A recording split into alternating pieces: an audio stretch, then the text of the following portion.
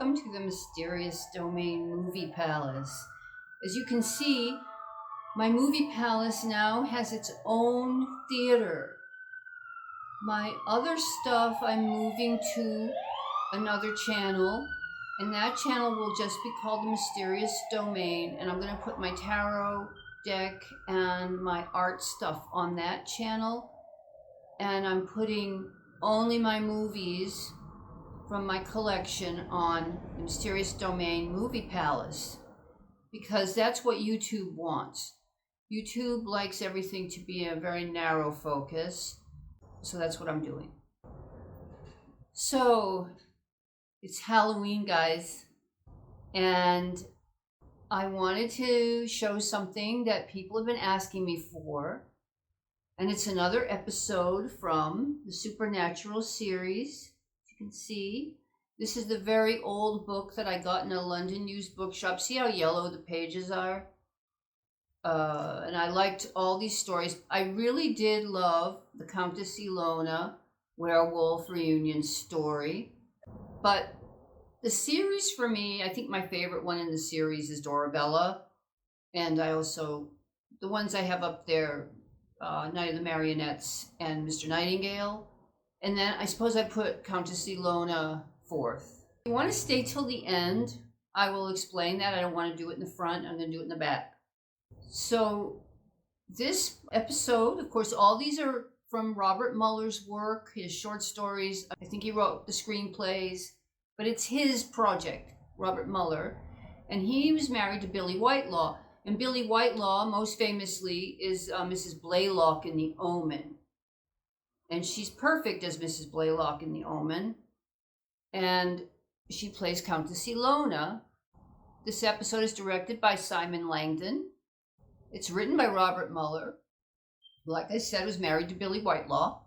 She's a big deal in Britain. She's like a major actress on the stage. In fact, she's in Samuel Beckett plays and was considered to be his muse. So she's a very intellectual actress. You know, he wrote Waiting for Godot, you know, where people are just silent for long periods of time. And it's, I guess, a postmodernist theater. The men in this episode work so well together.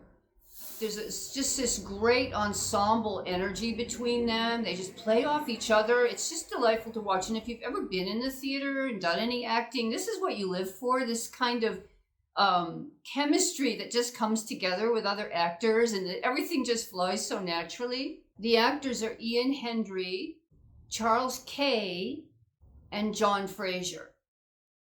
And they arrive at this banquet being held at this castle, which is owned by Countess Ilona. And, you know, this is such a banqueting table. I have a love for banqueting table imagery. I don't eat a huge amount. I'm not like a big foodie or anything, but I love these opulent, old, big banquet tables with candelabras and all that stuff on them. And they have, this is a really good one. And so they're arriving on this dark and stormy night at the castle. And the whole thing is narrated by Sandor Elès. He did a lot of work in England in films and TV, but for me, he's most known for his role in Countess Dracula with Ingrid Pitt. It's a Hammer horror film about Countess Bathory. And he plays a handsome young man, and of course he's very handsome, but we don't get to see him here. He just has his voice on this one. And there's a reason for that, which you'll have to figure out by yourself, because I'm not going to be accused of spoiling these things. So there's a maid called Magda. And what's interesting about her, she's played by Amanda Boxer. She looks exactly like Countess Bathory. I swear they cast her because she looks like Elizabeth Bathory. And she's kind of quiet. I think she knows it. She kind of exudes, you know. Then the servant Andras is played by Charles Keating, these are all very busy actors in Britain. And there's a little boy, and he's played by Stefan Gates. And the interesting thing about Stefan Gates is he and his sister were both models and actors when they were children. And they are on the Houses of the Holy album of Led Zeppelin. And I've always thought that was the most magical album cover I'd ever seen. And that's those two kids. This is the one. For some reason, I had it in my head that they were Robert Plant's kids because they have the blonde curly hair. But no, it's Stefan Gates and his sister. And there's also a lady, Sylva, the very old lady. And she's played by Molly Veness. And she has an interesting role. Just pay attention to her. You'll see there's a little more to her than meets the eye. I don't want to tell the story or spoil anything for you. I just want to tell you about the actors and the director and a little few tidbits, but I'm going to save some stuff for the end. So I really hope you enjoy Countess Ilona or the Werewolf reunion.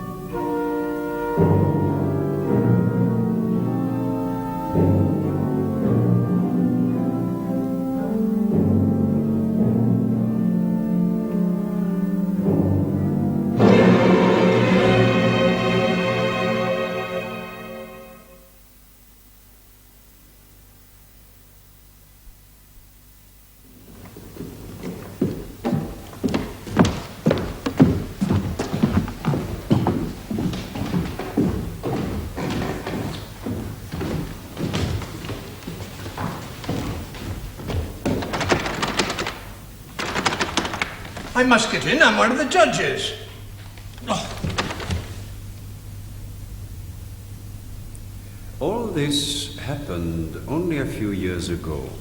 Although some of you may find my story more appropriate to the Middle Ages, a time when all that we now regard as superstition or myth was believed to be true by almost everybody, certainly in my country.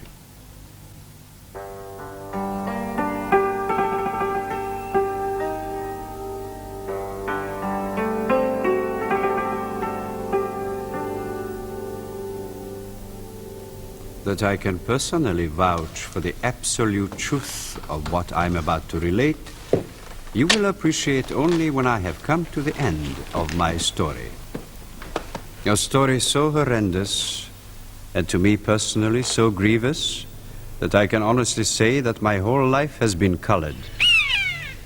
Some might even say destroyed by it.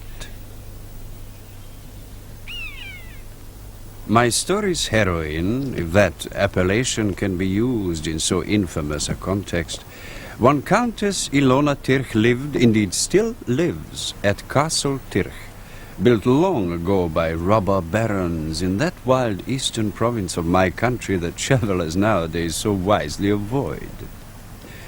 Ilona had not always been a countess. Indeed, she was born poor, a glove maker's illegitimate daughter, in a grimy suburb of Budapest.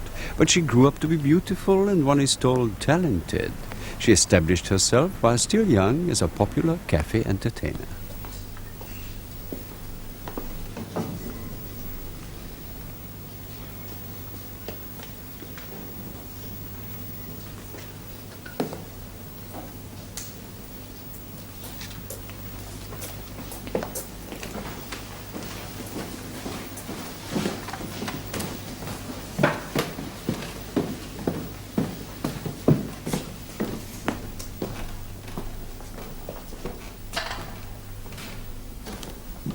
Until she found success, life had not been easy for Ilona. Competition was strong, the risks of failure great, and many men took selfish advantage of her ambition until, in circumstances over which it would be prudent to draw a veil of decorous silence, she met the dreadful Count Tirch. Nobleman, yes, wealthy too, but a man about whom wild and terrible things were whispered, and into whose care were only a fraction of the rumors concerning him true, one would hesitate to entrust the fate of one's worst enemy.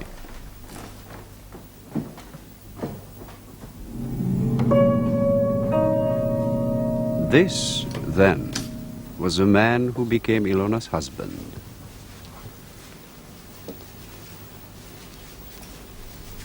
Ilona chose September the 13th, 1880, to invite 4 men to her house.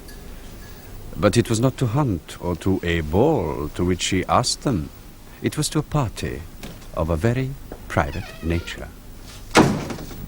The 4 men invited to the castle all belonged to the higher reaches of Habsburg society, but they had something else in common. All 4 had once been Countess Ilona's lovers, and it is possible to conjecture that they had all contributed to her eventual fate.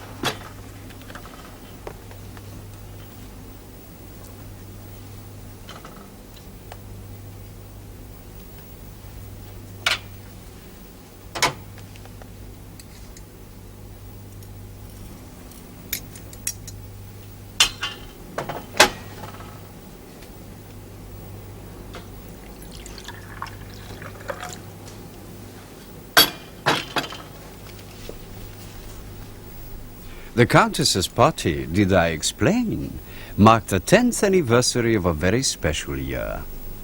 The year of her marriage to the sinister Count Tirch.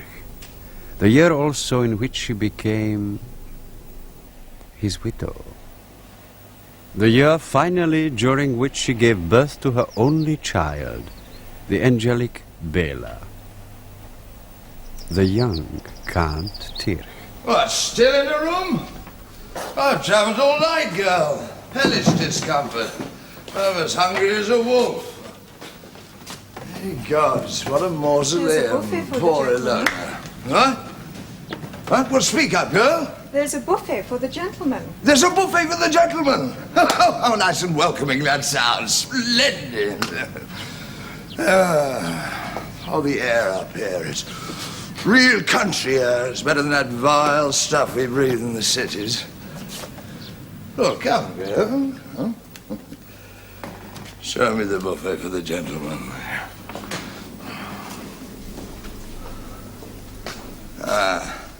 In 1848, Zoltan Vinzenz, Ilona's first guest to arrive, had spent 12 months in one of the most notorious jails in Prussia as punishment for his activities as a revolutionary. But in the ensuing 30 years, Zoltan had learned to accommodate himself to the first law of politics. Whatever else might have occurred after a revolution, however many people died, painful deaths, finally there would always be those who wielded power, those who were oppressed, and those who remained somewhere in the middle. A logical man, Zoltan elected to stay among the leaders, whatever else might change, and so became an immensely rich arms dealer and Bismarck's confidential agent. The reformed revolutionary now had his villa in southern Spain, his mansion in Brandenburg, and his palazzo on the Grand Canal, each of them cluttered with masterpieces he never looked at, musicians in waiting to whom he never listened, and so it was rumored, resident mistresses whose existence he forgot almost as soon as they were installed.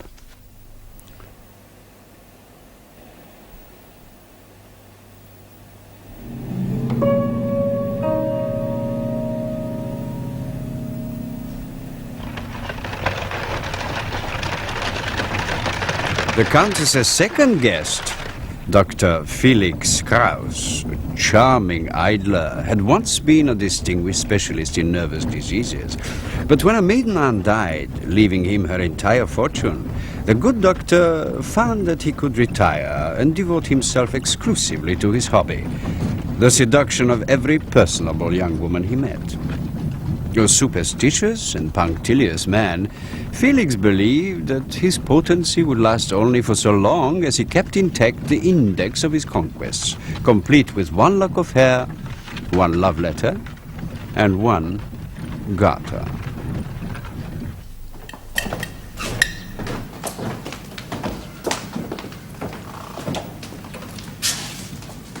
Felix! Zoltan!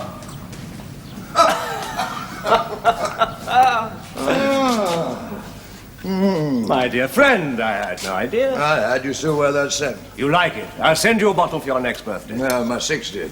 Astounding. Whoever would have thought? I would.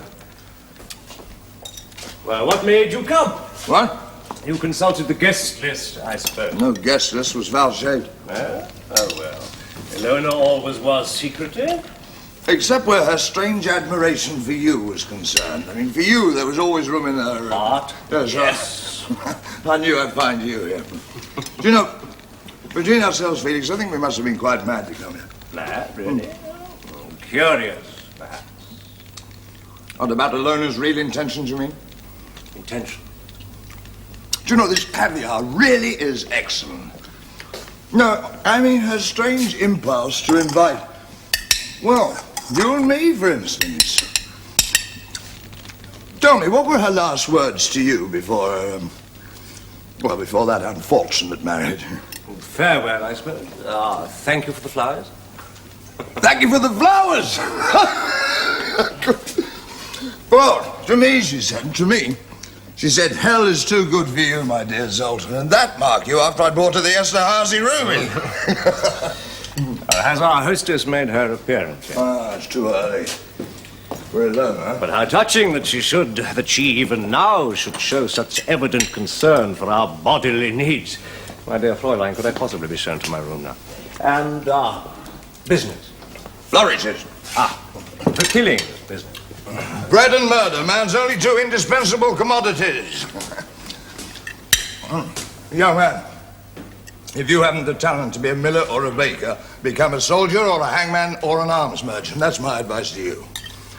God will always reward you for keeping down the numbers of his greatest failure.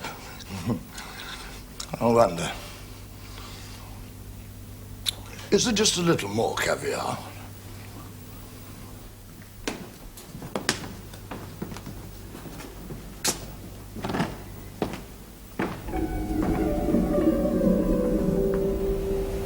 Your book. You must read. Why? It makes me dream. You must read. I hate it.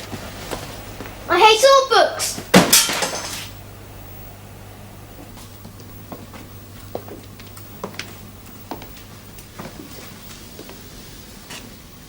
Very fine furniture.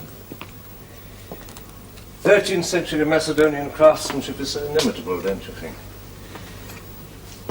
Tell me your name. Magda, sir. Do you know why we've been invited here? I have not asked, sir. It doesn't matter. There's no such thing as 13th century Macedonian craftsmanship either. I merely wish to hear your voice. Very pleasant it is, too. Sensual, without being vulgar. Now, I tend not to be the most vigorous of men early in the day. Will you visit me in the afternoon, say after luncheon at 3:15? Sir? I believe in making my intentions clear. It saves time and avoids equivocation. You see, my dear, I am an erotomane. Sir? Forgive me, I was once a doctor. I suppose you have some sort of squalid arrangement with that strapping fellow below. Andras? No, sir. How odd. Either you lie, or he must be the most unobservant, or indeed incapable of men. He is ambitious.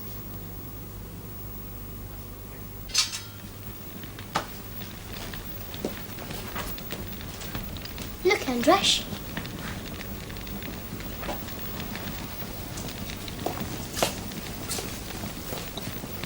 It is the dream. Only a dream? The hunter could not kill him. Nope. He could not kill him. He became grandmother. Why? He merely pretended. What do you pretend, Bela? Why does the story not say what you say? About... Silver bullet. That's our secret. I don't want to dream it.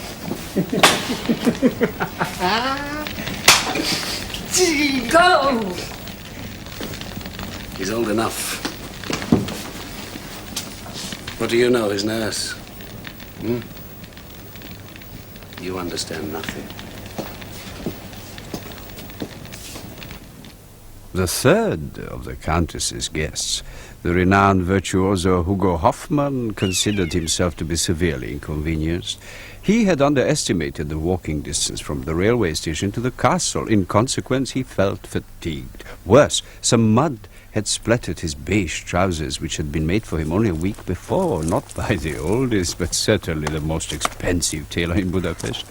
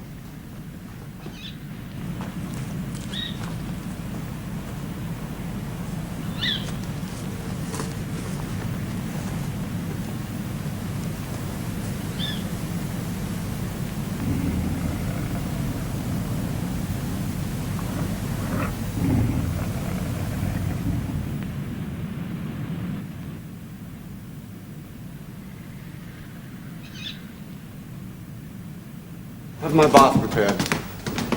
At a temperature of 37 degrees precisely. I require white roses in my room. Someone must unpack my cases. One of my suits must be pressed in time for dinner. Yes, sir. Thank you, sir. The last door on the right, sir. Thank you, sir.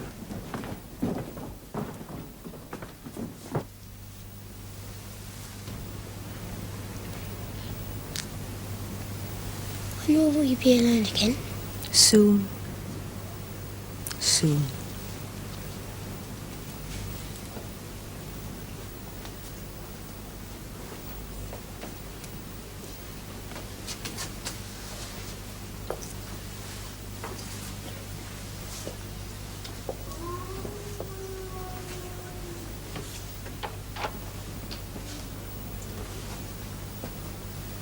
It is satisfactory. 3 have arrived. It is night. He will not come now. The other one.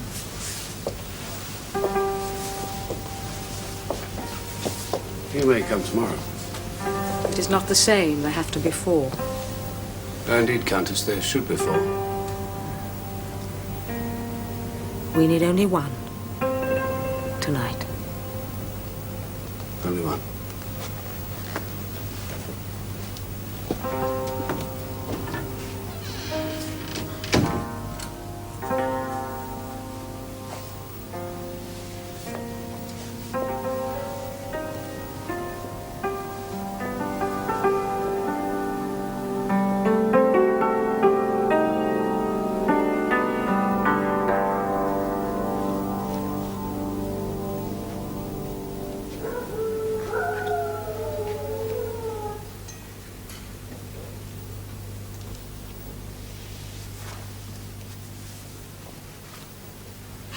Countess, I'm sorry. I'm sorry. I'm sorry.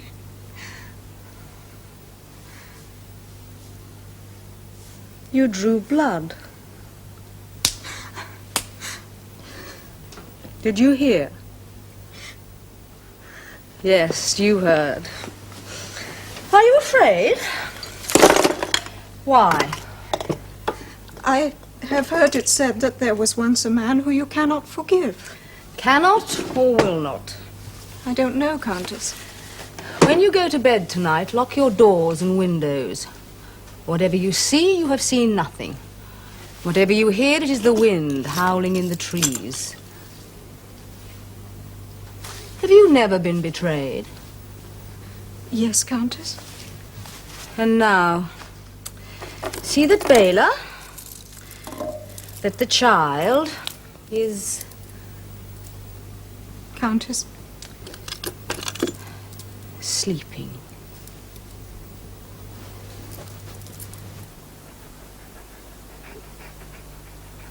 The question remains, why have we been invited?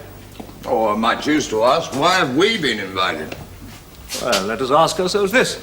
What have the three of us in common? Nothing could possibly unite us but the fact that in the past we were all friends of the Countess. Lovers. She loved me. Yes. She was expensive, we could afford her. But there were a great many others, huh? Yes, a great Why? many. I asked again, only the three of us. 4, it appears. The fattest purses. Certainly not. Ilona always showed the most exquisite taste. In spite of the... despite, that is, her... unfortunate background. Did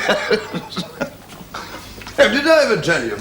We lived, Ilona and I, as children, in the same filthy slum.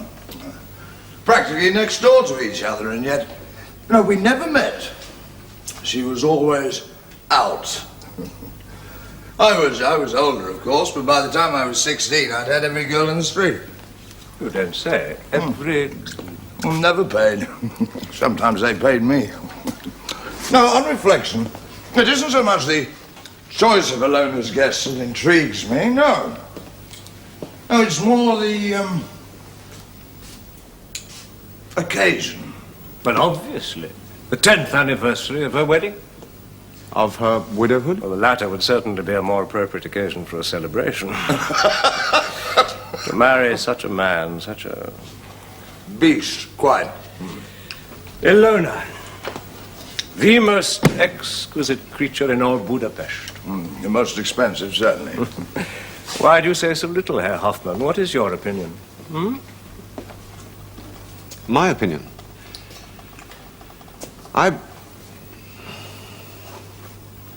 That can only be served well chilled.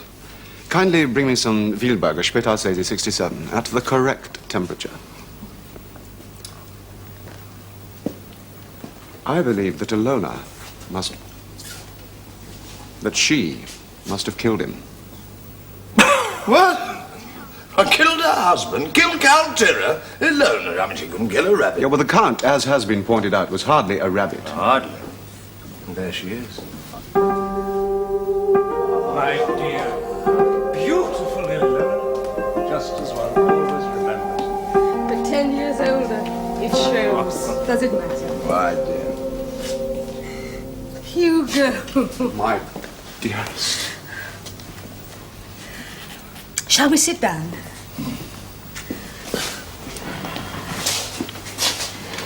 Servieren Sie jetzt das Nachtmahl. Well, my dear friends, I must apologize for the absence of our fourth guest. Well, may one ask who? Zoltan, there were other friends. Does it matter? The leader of His Imperial Majesty's unofficial opposition likes to travel in his own coach. What can one do? Von Heller. You... What a dreadful boy. The devil could you stand him? You and Von Heller. Well, the heavy rains must have delayed him. He should have come by train. Like the rest of us, Yes, quite. well, politicians are always prattling on about the evils of privilege. Whilst legislating to retain as much as possible for themselves. Oh, you're a cynic. Well, you all look most content, successful, fulfilled. Well, what is there left to drink to? Whatever we hold most dear, my dear Zoltan. Well, apart from you, Ilona, love, surely, Herr Hoffman. Art. Nothing else matters, ultimately. Zoltan. Money. Well, because both love and art can be bought, and people are always for sale, so it has to be to you alone. Whom we have adored for so long. The great experience of our lives, of my life, certainly. To Ilona. Ilona. Thank you. And now, my dearest Ilona, do put us out of our misery. Why on earth have you invited us? Why? Because I love you.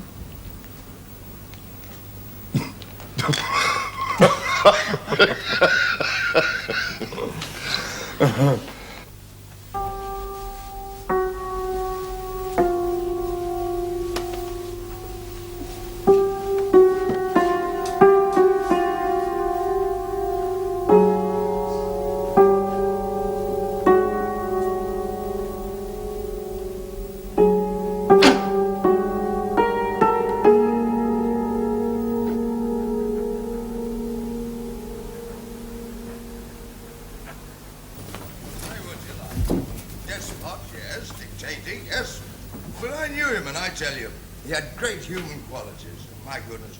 I mean, we talk about him as if he were already dead. He's very much alive, I assure you.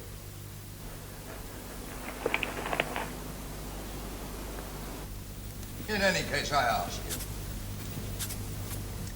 What has your liberalism, your democracy ever achieved? Particularly for the very people who are supposed to benefit from such sloppy and sentimental notions. Rien. Raised the rabble expectations beyond all measure, that's all. Undermined a nation's moral fibre. The harm done by your grovelling respect for those dreadful common people. I mean, Versailles would never have been built in a gibbering democracy, nor for that matter with the Taj Mahal. I mean, liberalism hasn't helped to open up one single backward continent. And I'm afraid in the long run only tyrants further the very cause of mankind.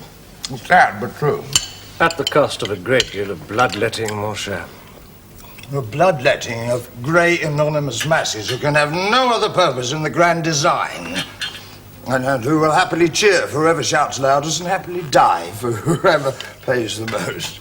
Hardly a Christian view of man's history, if one may say so. Oh, my dear young man, history's Christians, the only Christians in history remotely worth remembering are those popes who commissioned a few masterpieces in the brief intervals between committing acts of murder and plunder. And incest. Well, this must be very boring for our hostess. Not at all. I am fascinated as ever, Zoltan. But it's very boring for me. Ah.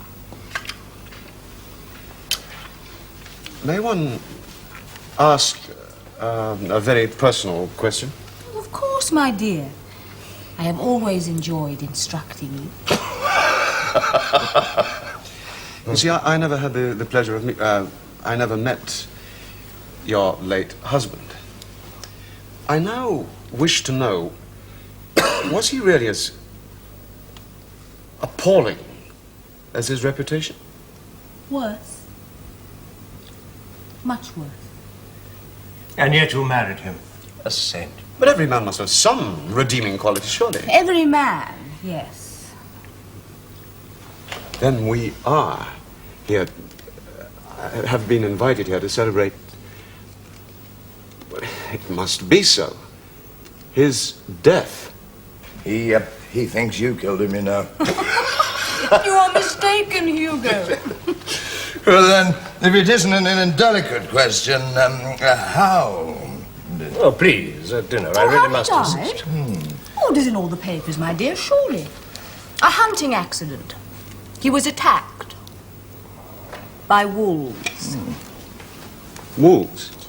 He suffered a great deal. I'm sorry, did I hear you correctly? Did you say wolves? Mama? Ah. Good heavens, look. An angel. Not a moment too soon, it would seem. Calm down, young fellow. What a sweet child. Good enough to eat, Zoltan? This is my son, Bela, Count Tyr. These are old friends of your mamma's, my love. Here, young fella. For your money box. Catch. Really? Give him some candied fruit, Felix. He loves it. A peach, a pear, an apricot. Such a strong boy, he'll grow into a fine man. Thank you, sir. And now, back to your room. Your little bed, my love. Good night, Mama. Gentlemen.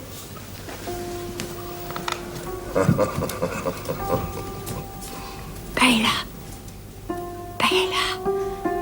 I will never let it touch you. Never. He really is a marvelous boy, man. Such a face, pure Botticelli. Yes, and yet Count Terry himself was quite the most hideous man I've ever met. It's curious. Oh, really? After your long journey, my friends, you will all want an early night. What Herr Vinzenz means is... What he means is that the boy you have just seen could not possibly have been fathered by a man as evil, as hideous as Anton Count Tier. No, my dear girl, that's not exactly what I mean. Hoffman's glass is empty, Andras. The veal burger I drank earlier. But then has it not really occurred to you that Bela may not be, well, not necessarily be, the Count's son? He could be. I do not say that he is, I say that he could be.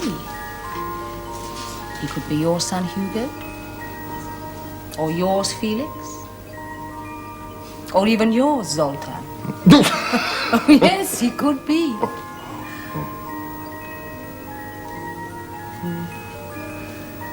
You are remembering Budapest, all those parties that summer, that long, hot, oppressive summer 10 years ago. We all behaved so badly.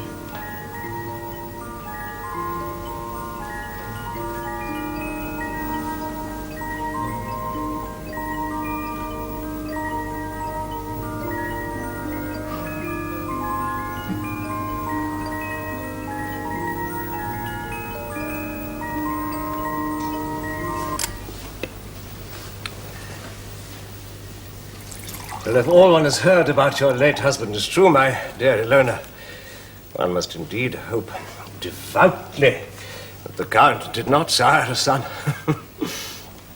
Your wine, Hugo. And now, it is really time for me to wish you all a restful first night under my roof.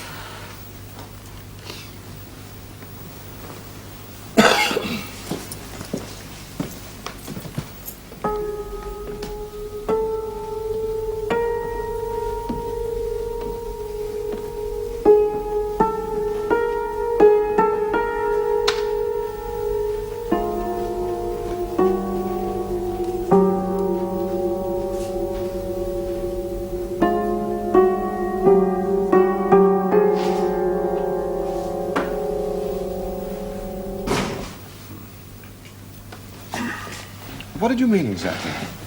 Mean? Just now, about Count Tier, your devout hope. Oh, come now, we all know the man was violent. No, vicious. You know, he brutalized the servants, that sort of thing. But this fatal accident... This is not the wine I've ordered. Sickening incompetence. I knew it. I should never have come here. I cannot begin to understand Ilona's intentions.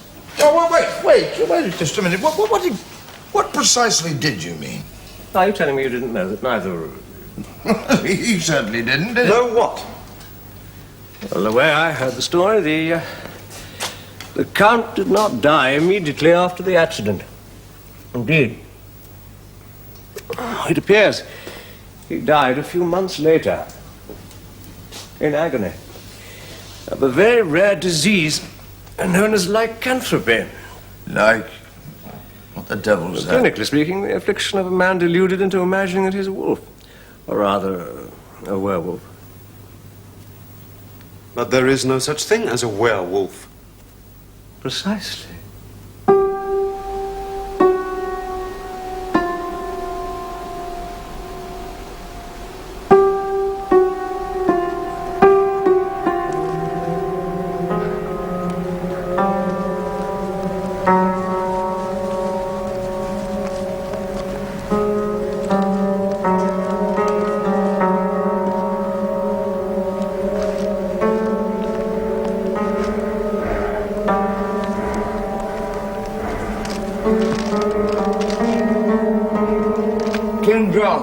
The one Shakespeare wrote about. He was a werewolf. Said to have been one.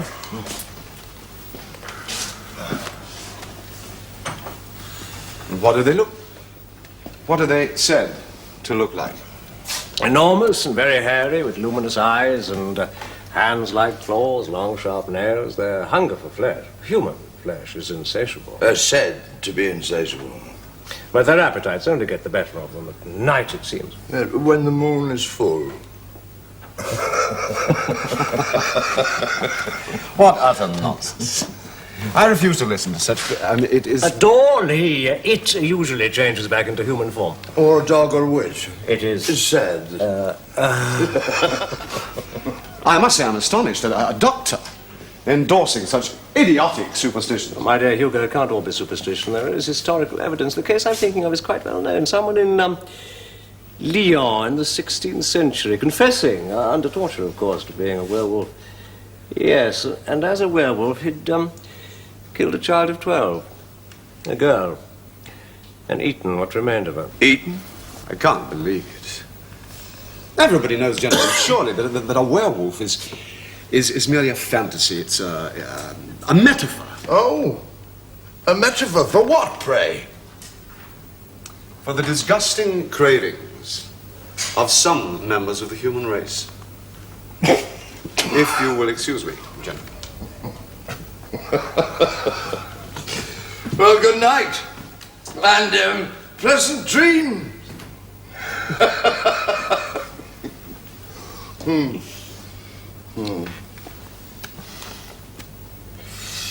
Could it be him? What do you think? What? His father.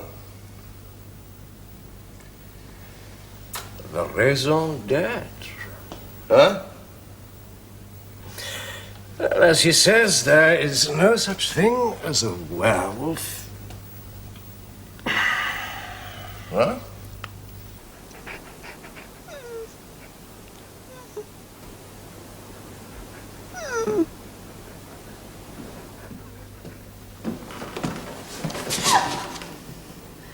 There's no need to wait. The fourth guest will not come now. Yes, lad. Why are you angry with me?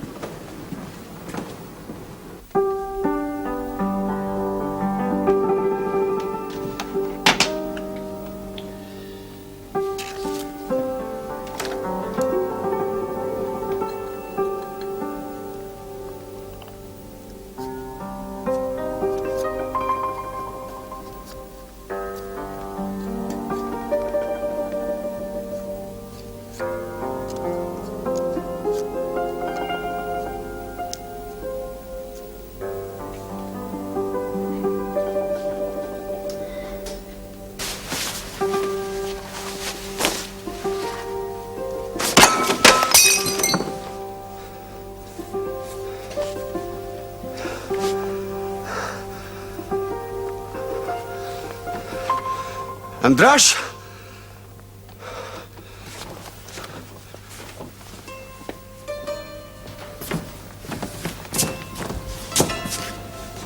Andras!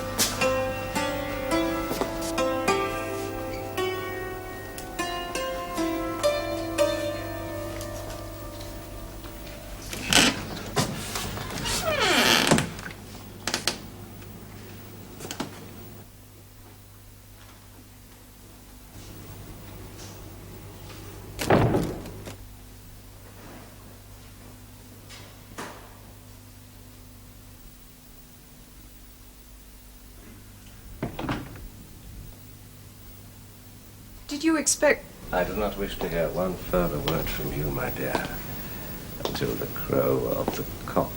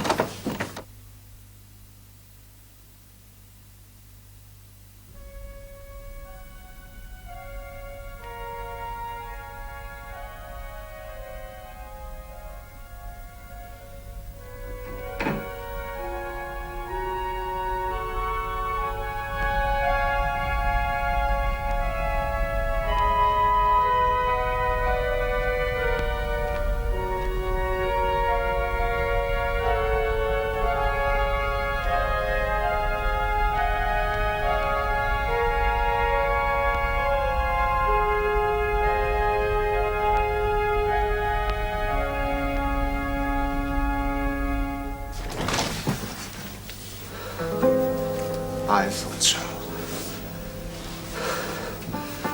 Indeed, I knew it. This whole mysterious party, this reunion in your late husband's castle, it was solely arranged by you so that you and I might meet once more.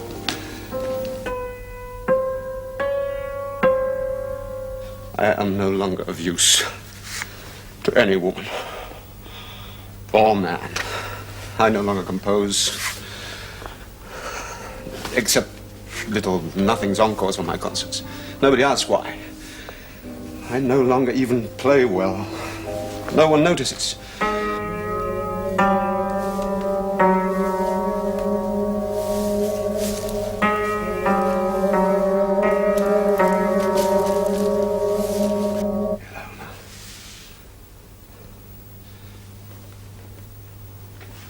Ilona, I need you.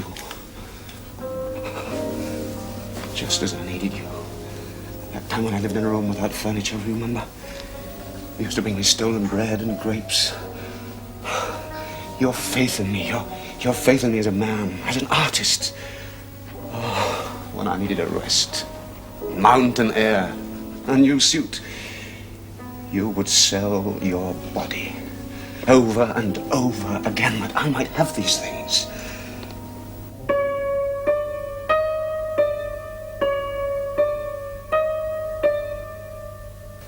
And when my genius was finally recognized, when I myself became a source of warmth for others, an object of desire, when I was courted by conductors and publishers and princes to whom, well, you understand, it would have been injudicious to introduce you. Then I had to make that fatal decision. Believe me, I suffered as much as you did. I am not inaccessible to remorse.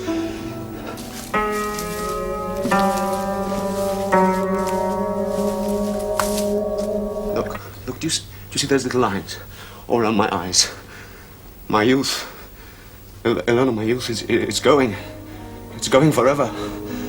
But each little line is a silent witness to my profound contrition.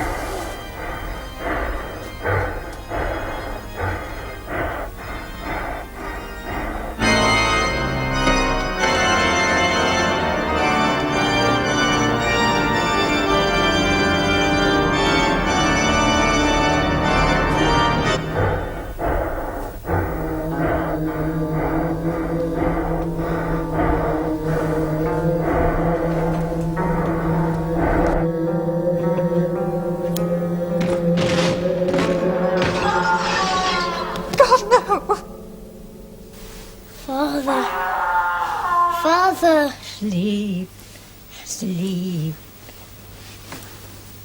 The dream, in the forest. So many of them, hiding, with glowing yellow eyes.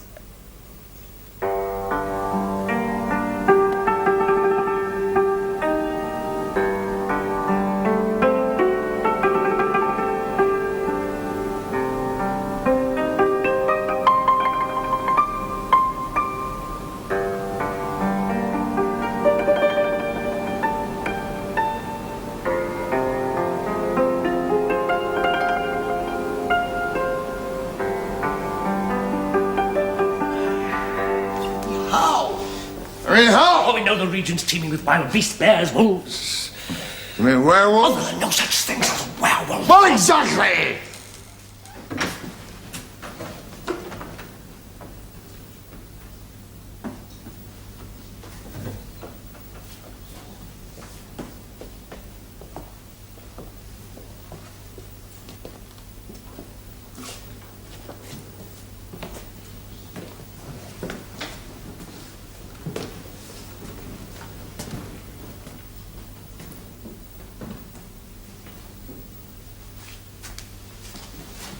to answer. The reason for our house party? Evidently. What, revenge? People will speak of another hunting accident. Accident? It seems poor Hugo has paid the penalty for all our sins. Oh, you sentimental fool. She simply hated Hugo more than she hated you or me, that's all. Or loved him more. Well, the penalty, as you call it, seems to have been paid. In full. Well, we've survived, my friend. A peach, a pear, an apricot, my love. The wolf's eyes behind the tree. The smiling wolfen bar. Hush, my little one, hush. There is nothing to fear. For you. The purpose of the Countess's anniversary party had been accomplished. Hugo Hoffman had paid the price. For his betrayal? Vanity? For being loved too much by Countess Widow? That is, if widow is a correct appellation used for one whose husband was indeed one of the undead. But could anyone be absolutely certain that the murder of Hugo Hoffman would remain the only atrocity perpetrated at Castletirch during that weekend? That was to become notorious as the Werewolf reunion?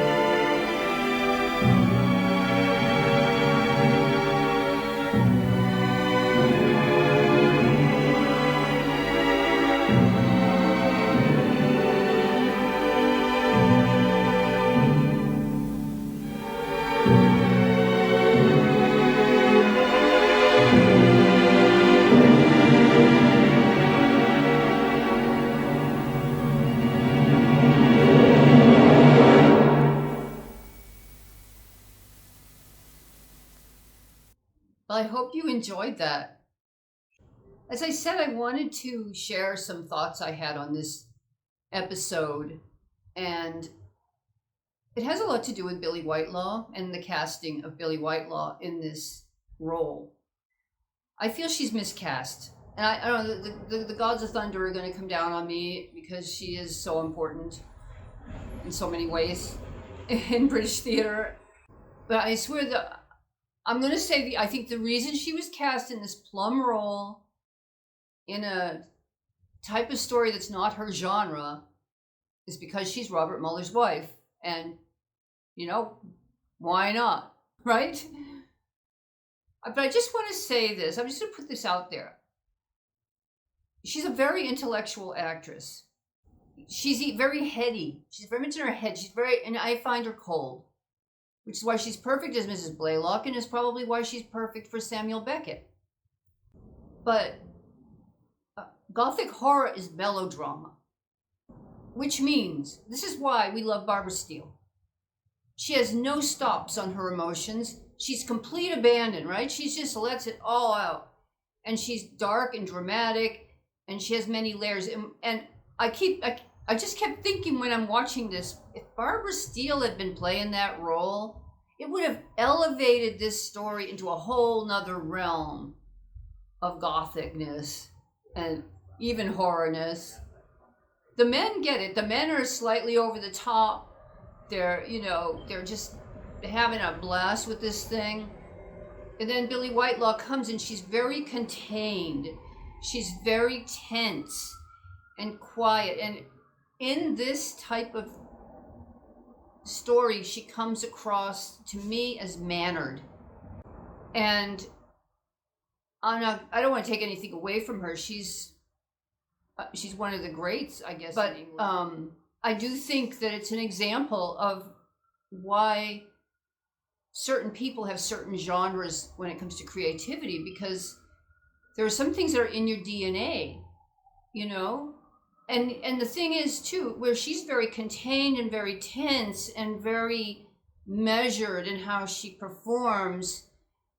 Barbara Steele and actresses like, say, Adriana Ambisi, who's in Crypt of the Vampire, any of these, they are complete contained chaos, which is why it works. They don't have to say anything. The camera just has to be on their face, and you see all the chaotic emotions going on. You see the dark, the light, you know, they have a Baroque interior, right? Which is why, I guess, even though Barbara Steele was known for being very undisciplined and hard to work with, they all wanted her in these films.